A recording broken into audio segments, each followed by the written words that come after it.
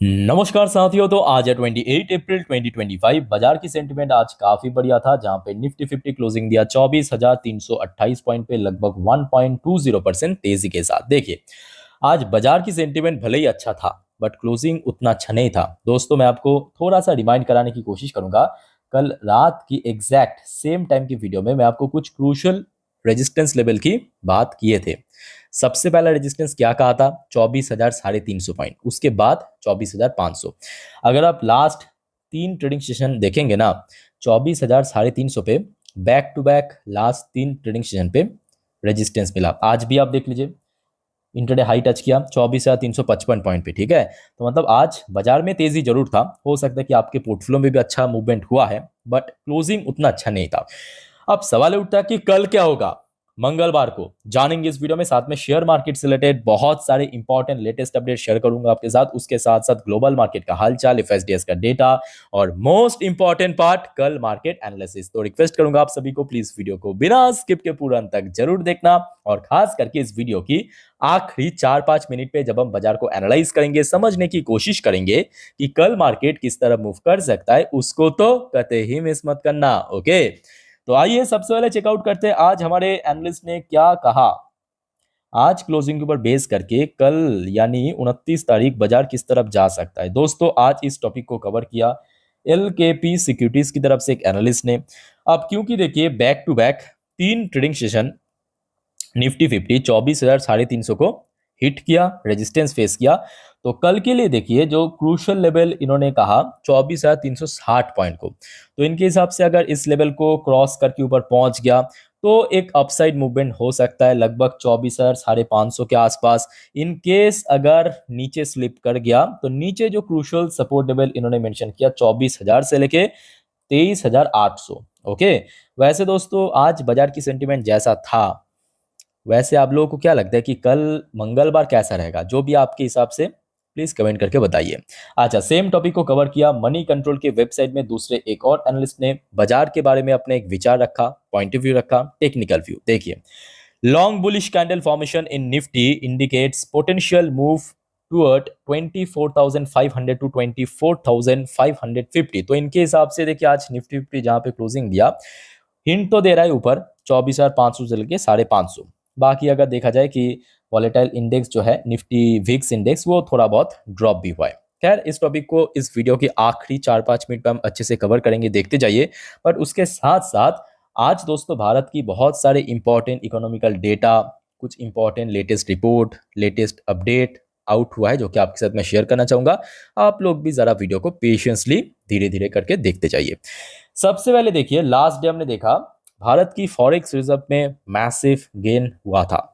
और इस बार भारत की जो मतलब इंडियस इंडस्ट्रियल आउटपुट, या आप बोल सकते हो कि जो भारत की आईआईपी डेटा, वो दोस्तों लास्ट मंथ के हिसाब से बहुत बढ़िया हुआ।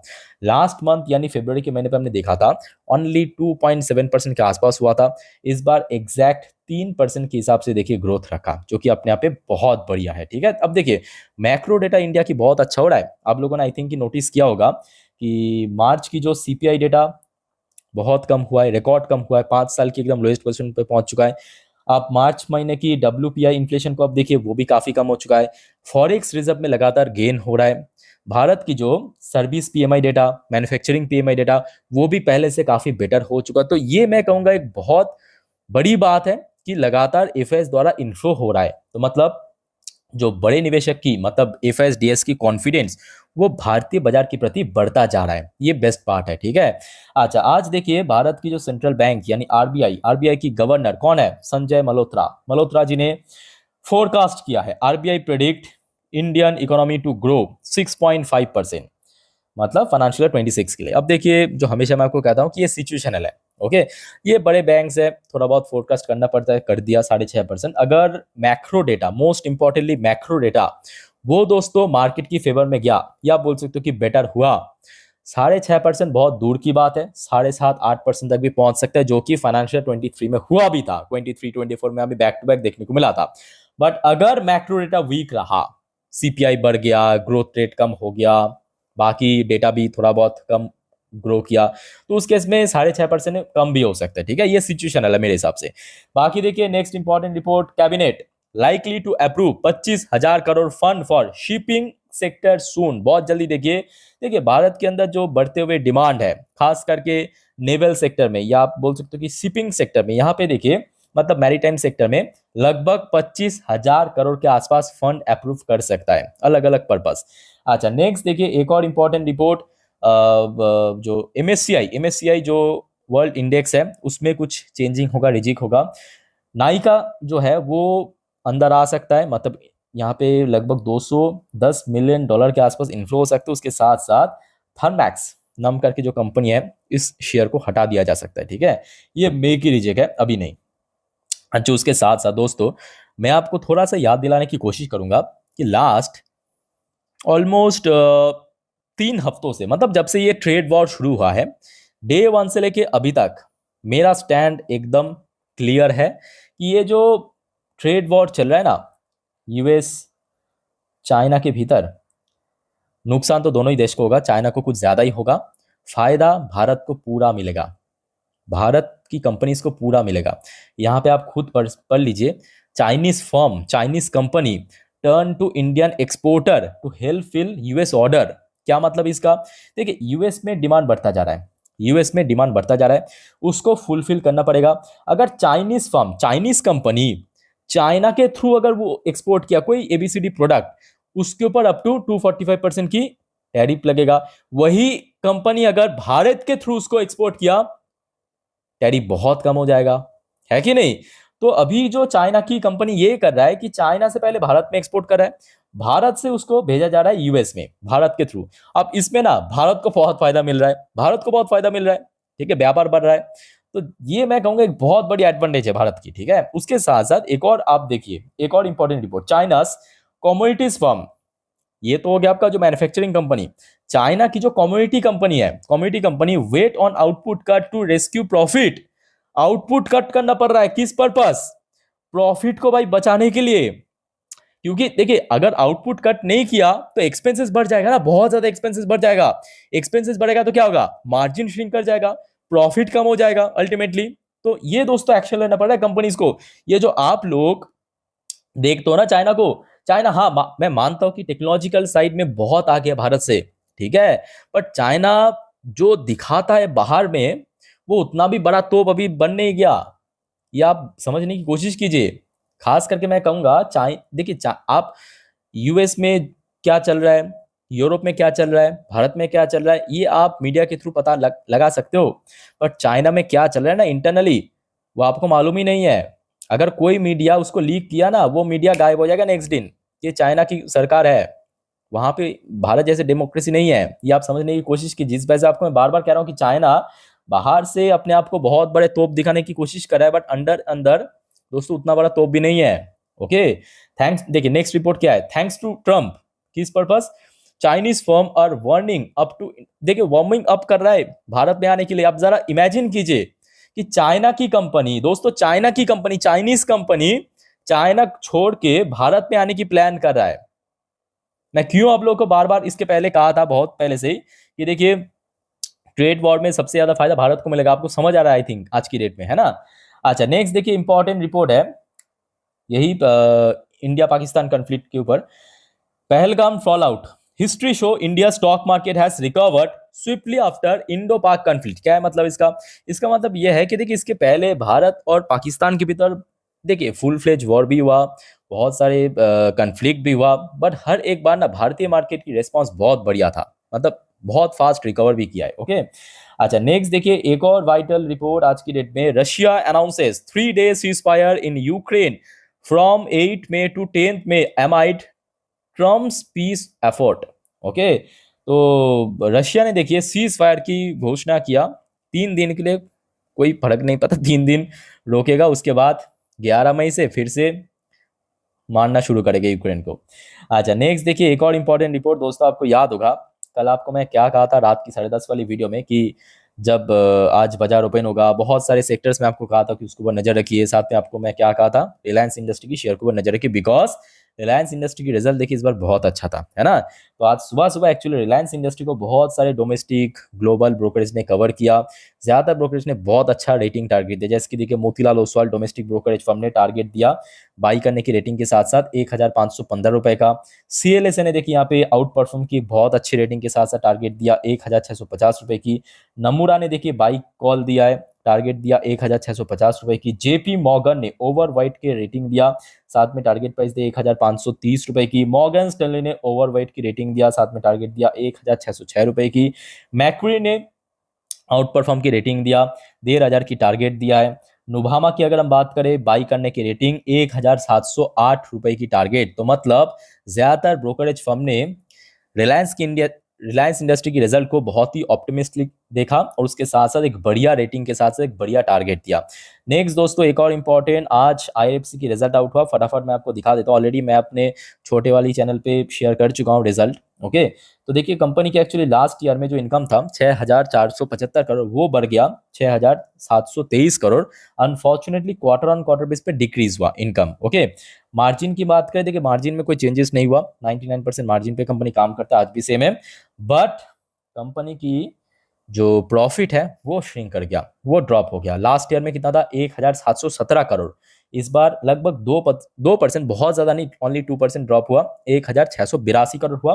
But quarter on quarter base पे कंपनी मैनेज कर लिया, 1631 करोड़ से बढ़ के 1682 करोड़ पे पहुंच चुका है। तो काइंड ऑफ आप बोल सकते हो यहाँ पे एक फ्लैट रिजल्ट कंपनी प्रेजेंट किया Q4 में, ठीक है। बाकी देखिए और भी बहुत सारे कंपनी की रिजल्ट आउट होगा, मैं आपको जानकारी दे दूंगा। अच्छा, बात करेंगे यूएस मार्केट, और भी बहुत सारे इंपॉर्टेंट टॉपिक है, पर उसके पहले दोस्तों आप सभी को एक छोटा सा रिक्वेस्ट करूंगा, अगर आपने अभी तक इस चैनल को सब्सक्राइब नहीं किया ना, प्लीज फटाफट कर लीजिए। उसके साथ साथ नोटिफिकेशन बेल आइकन को क्लिक जरूर करना, ताकि जब भी मैं वीडियो अपलोड करूँ आप लोग के लिए, ताकि तुरंत आप तक पहुंच सके। आप लोग अक्सर भूल जाते हो, जिस वजह से बार बार रिमाइंड करा देता हूँ। ओके, अच्छा, यूएस मार्केट देखिए कुछ टाइम पहले ओपन हुआ, और यूएस मार्केट में पोजीशन आप देखिए, अभी यूएस में लोकल टाइम 1:12, डॉ जोन्स की पोजीशन काफ़ी वीक, लगभग 0.47% नीचे, जबकि ओपनिंग बहुत अच्छा था, ठीक है, पॉजिटिव में ओपन हुआ था। नैस्डैक कंपोजिट की पोजीशन आप देखिए और भी खराब है, एट द सेम टाइम 1.34% नीचे आ चुका है। अब देखिए आगे क्या होगा किसी को नहीं मालूम, बट हाँ ये बात भी सही है कि जब से ये ट्रेड वॉर शुरू हुआ ना, आई थिंक आप लोगों ने भी नोटिस किया होगा कि Indian market blindly US market को आज फॉलो नहीं कर रहा है। ये मैं कहूँगा बहुत बड़ी बात है, जो कि इसके पहले करता था हमेशा। अच्छा, बाकी देखिए यूएस की जो डॉलर इंडेक्स या बॉन्ड यील्ड, उस पे दोस्तों गिरावट हुआ। बाकी जो करेंसी है इंक्लूडिंग इंडियन रुपी, बहुत अच्छी बात है। अच्छा, इसके अलावा देखिए ब्रेन क्रूड के अंदर आज लगभग 2% की गिरावट हुआ। इंडियन करेंसी की वैल्यूएशन में देखिए ह्यूज चेंजेस हुआ, वैल्यूएशन काफी इंक्रीज हुआ, प्राइस गिरा है बट वैल्यूएशन बड़ा है। ओके, अच्छा, अब चलिए फटाफट देख लेते हैं कुछ इंडियन कंपनी जो यूएस मार्केट में लिस्टेड, जैसे कि विप्रो लिमिटेड एडीआर वर्शन तकरीबन 0.35% नीचे, इन्फोसिस लिमिटेड एडीआर वर्शन लगभग 1.18% नीचे। कल में भी आईटी सेक्टर थोड़ा सा अपसेट रह सकता है, और एचडीएफसी बैंक की एडीआर वर्शन भी थोड़ा नीचे, आईसीआईसी बैंक की एडीआर वर्शन थोड़ा ऊपर, आईसीआईसी बैंक की एडीआर वर्शन अभी थोड़ा सा पॉजिटिव में है, ठीक है। अच्छा, अब देख लेते हैं फटाफट गिफ्ट निफ्टी की पोजीशन कहाँ पे है। तो दोस्तों ये वीडियो मैं अभी रिकॉर्ड कर रहा हूँ, अभी यहाँ पे टाइम हुआ है रात के 10:43 के आसपास। जस्ट अ मिनट, थोड़ा सा टाइम एडजस्ट होने दीजिए, जस्ट अ मिनट।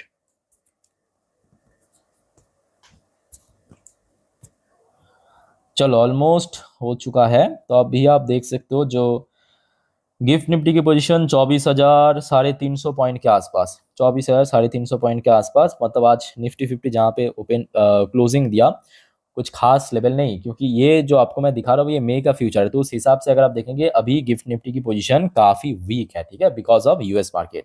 अच्छा, अब चलिए देख लेते हैं फटाफट आज एफएसडीएस की कैसा कारोबार था। दोस्तों आपको थोड़ा सा मैं रिमाइंड कराने की कोशिश करूंगा, लास्ट ट्रेडिंग सेशन मतलब फ्राइडे के दिन डीआईएस ने भी बाई किया था, एफआईएस ने भी बाई किया था, और आज एग्जैक्टली सेम चीज देखने को मिला। जस्ट अ मिनट, मैं आपको एक बार स्क्रीन के ऊपर बड़े बड़े अक्षर में लिख के देता हूं, ठीक है, वेट।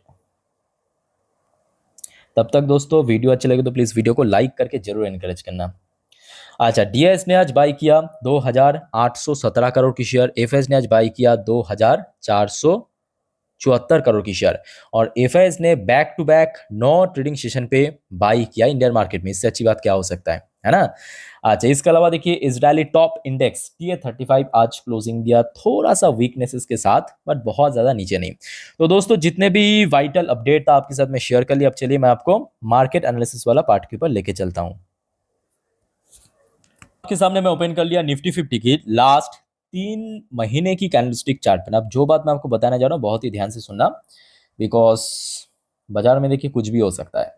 अभी देखिए लास्ट 2-3 दिन से हो सकता है कि इंडिया पाकिस्तान के मतलब जो टेंशन से रिलेटेड या कोई अपडेट नहीं है, बट इस चीज़ को हल्के में मत लेना, कभी भी कुछ भी हो सकता है। बट हाँ, जो भी होगा आपके टेम्पोररी बेसिस पे ही होगा। अच्छा, तो कल के लिए एक बार आप लोग डॉ जोन्स एंड नैस्डैक के फ्यूचर को सुबह ट्रैक कर लेना, ताकि ग्लोबल मार्केट में क्या चल रहा है वो आपको मालूम पड़ जाए। बाकी IT sector because of US market अभी आप देख सकते हो वीक, और बैंक निफ्टी की क्लोजिंग आज काफ़ी इंपॉर्टेंट था। अच्छा चलिए शुरुआत करते हैं एक दिन की चार्ट पैटर्न, निफ्टी 50 के एक दिन की चार्ट पैटर्न। तो यहाँ पे आज आप देख सकते हो कि निफ्टी 50 की जो क्लोजिंग हुआ, लास्ट ट्रेड प्राइस 24,312 पॉइंट पे।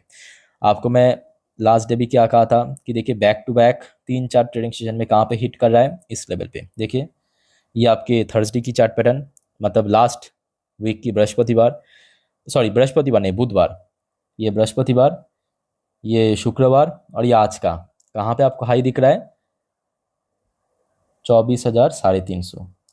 तो याद होगा आपको मैं कल क्यों कहा था आपको 24,350 को ब्रेक करना जरूरी है। अदरवाइज आज क्लोजिंग उतना बढ़िया नहीं था, आज सिर्फ एक फ्री रन दिया है, फ्री रैली। ये जो बीच वाला गैप था उस गैप को फिल किया, अदरवाइज बहुत बहुत बढ़िया कोई मतलब क्लोजिंग नहीं था।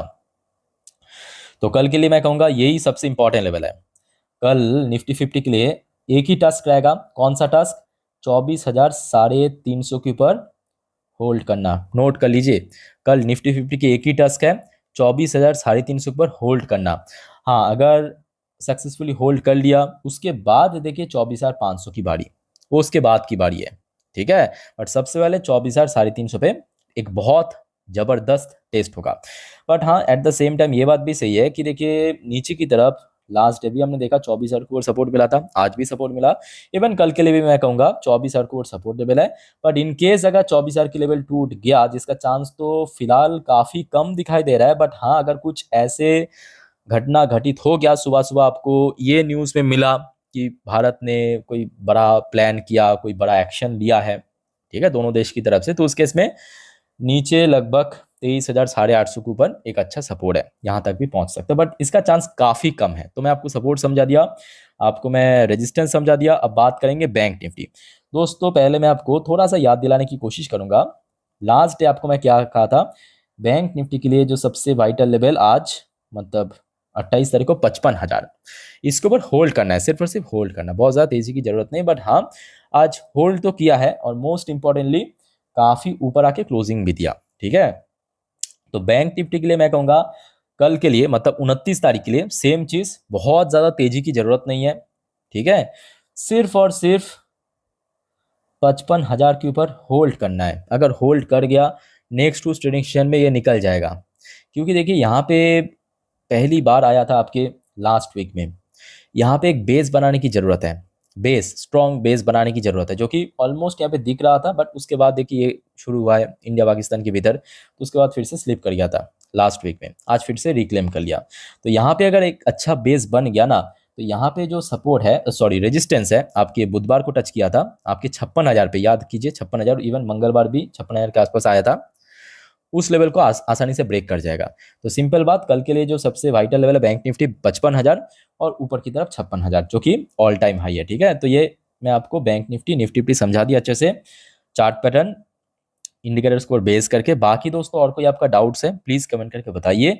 बट वीडियो को वाइंड अप करने से पहले एक और इंपॉर्टेंट चीज़ जो हमेशा मैं आपको कहता हूँ कि देखिए बाजार बहुत रिस्की बन चुका है, बहुत वॉलेटाइल बन चुका है, आप समझ सकते हो, कभी भी कुछ भी हो सकता है। गलती से FNO trading, call put, buy sell, intraday trading मत करना प्लीज़, आप लोग समझदार हो, ठीक है। बाकी देखिए वीडियो में देखिए, जानिए, सीखिए, समझिए, कोई दिक्कत है तो मुझसे पूछिए, मैं हुआ आप लोग के लिए, ठीक है। तो कमेंट करके बताइए कमेंट बॉक्स में। बाकी दोस्तों वीडियो में कुछ अच्छा बुरा लगा लाइक करके इनकरेज करना, वीडियो आप चैनल को सब्सक्राइब करके जरूर रखना। फिलहाल इस वीडियो को वाइंड अप करता हूँ, मिलता है नेक्स्ट वीडियो पे, टेक केयर, बाय बाय, जय हिंद।